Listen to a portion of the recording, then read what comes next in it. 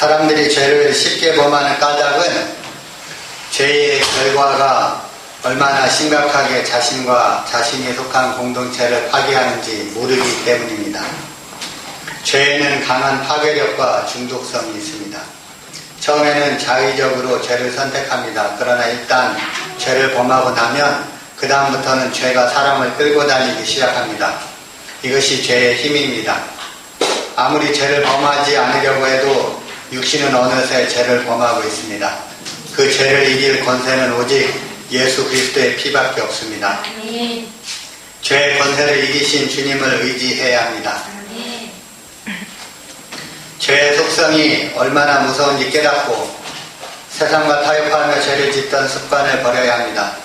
잘 모르고 실수로 죄를 지었더라도 죄를 깨닫고 하나님께 진심으로 회개하면 하나님은 어떤 죄라도 용서해 주십니다. 하나님께서는 오늘 모세를 통해서 이스라엘 백성들이 속건제를 드리도록 말씀해 주십니다. 속건제는 누군가에게 손해를 끼쳤을 때 하나님께 드리는 속죄와 함께 손해를 배상하는 내용을 담고 있는 제사입니다. 그렇게 함으로써 무슨 허물이든지 사함을 받게 해주신 것입니다. 속건제의 원어는 아샴입니다. 아샴. 이 단어는 범죄, 과실, 배상이라는 의미를 갖습니다. 범죄, 과실, 배상. 그래서 속건제는 과실에 의한 죄를 속하는 경우나 배상을 해야 하는 경우에 드리는 제사입니다. 과실에 의한 죄를 속하는 경우나 배상을 해야 하는 경우에 드리는 제사입니다. 그러니까 속건제라는 말은 속건이라는 말을 잘 쓰지 않지만 속죄와 함께 배상을 한다는 의미가 있는 것입니다. 속건제를 드리는 경우는 세 가지입니다. 하나님께 드려진 선물에 대해 죄를 지은 경우, 그리고 부지 중에 하나님의 계명을 어겼을 경우, 그리고 이웃에게 피해를 주었을 때, 그렇게 세 가지 경우에 속건제를 드립니다. 속죄와 함께 보상을 한다, 배상을 한다는 의미 속건제입니다.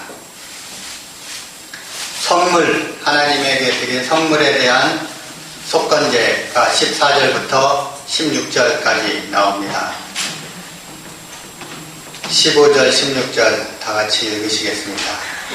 누구든지 여호와의 선물에 대하여 부지 중에 범죄하였으면 속건제를 드리되 내가 지정한 가치를 따라 성소의 세겔로 몇 세겔 은에 상당한 흠없는 순양을 양떼 중에서 끌어다가 속건제로 드려서 성물에 대한 잘못을 보상하되 그것에 5분의 1을 더하여 제사장에게 줄 것이요 제사장은 그 속건제의 수장으로 그를 위하여 속죄한지 그가 사함을 받으리라.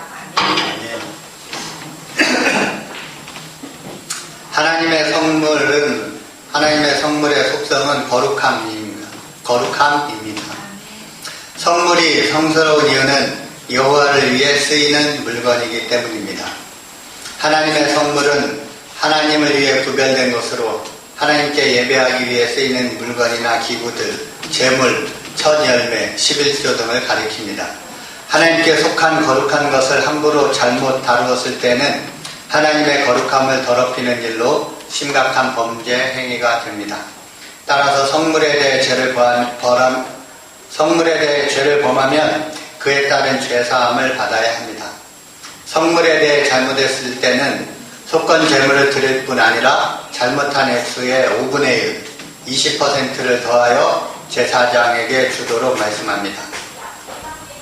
성물에 대해서 잘못했을 때는 하나님이 보상을 받는다는 것을 말씀해 주고 있습니다.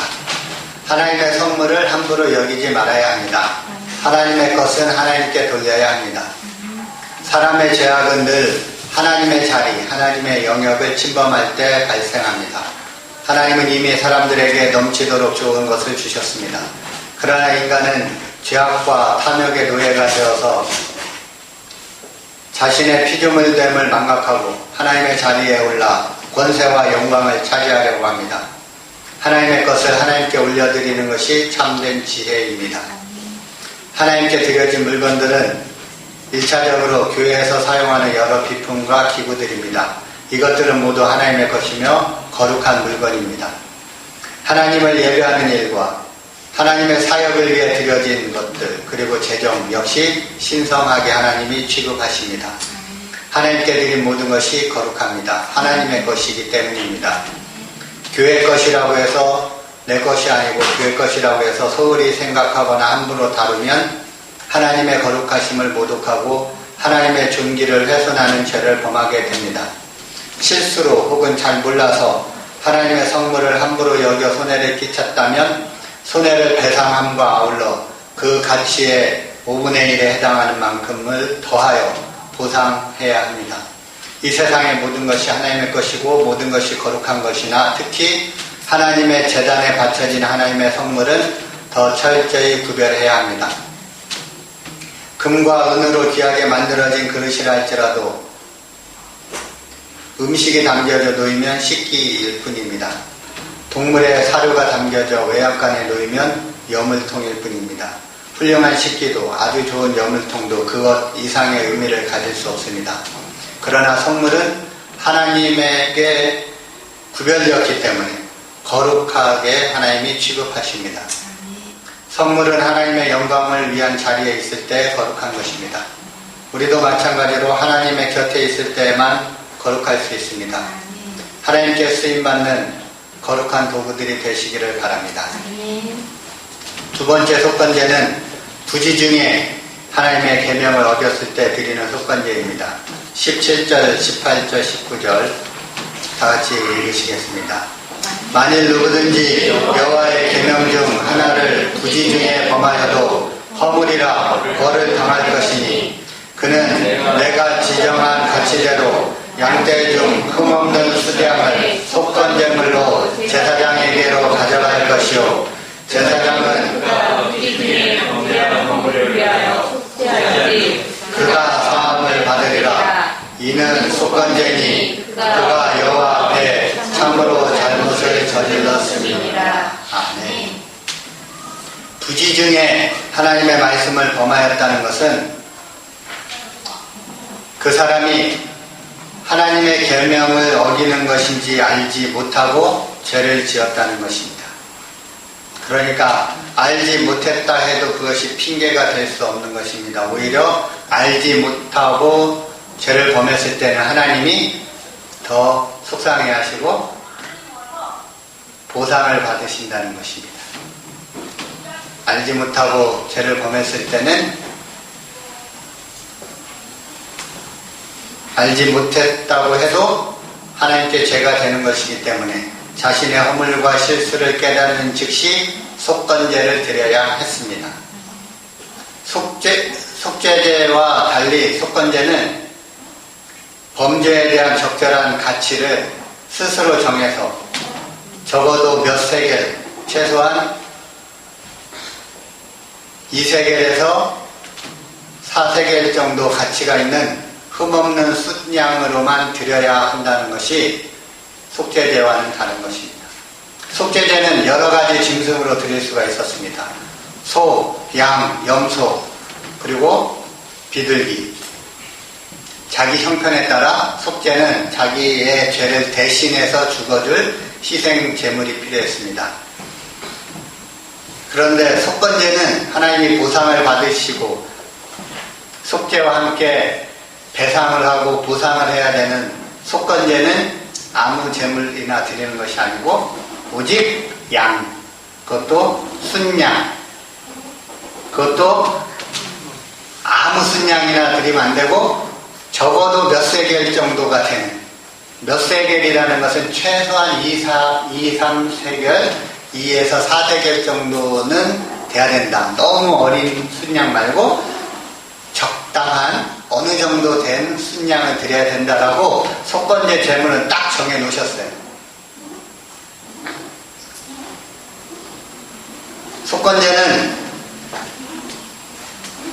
그러니까 속죄제와 달리 하나님이 정해놓은 순양, 그것도 2세겔에서 4세겔 정도 되는 순양으로만 드려라. 하나님이 부지중에 계명을 범했을 때 나는 적어도 이 정도 보상을 받아야겠다. 왜냐하면 모르고 해도 하나님이 속상하시기 때문에 하나님을 속상하게 한 거에 대해서 보상 좀 받아야겠다 라는 개념이 들어가 있는 거예요. 속건제. 그러니까 성물에 대한 범죄, 부지중에 하나님의 계명을 범한 범죄, 그리고 다음에 나오는 이웃에게 피해를 준 범죄에 대해서 보상을 해야 되는데, 보상을 해야 되는 보상제, 속건제는 반드시 적어도 2,4세겔 이상 정도 적당한 어느 정도 규모가 되는 순양으로만 드릴 수 있다라고 재물을 딱 정해 놓으셨어요. 그러니까 알지 못하고 범한 죄, 보상을 위한 속건제는 순양으로만 드리는데, 알지 못하고 범한 죄 때문에 드리는 속건제도 역시 오직 흠없는 순양으로만 가능했다는 것입니다. 그래서 우리가 알지 못해서 범한 죄 때문에 예수님께서는 우리를 위한 속건제물이 되셔야 했던 것입니다. 알지 못해서 죄를 범하면 하나님이 더 속상해 하시기 때문에 속건제 정도로는 보상을 받아야 되겠다. 하나님이 그렇게 하나님의 마음을 우리에게 보여주고 계신 것입니다. 세 번째, 이웃에게 피해를 주었을 때 드리는 속건제.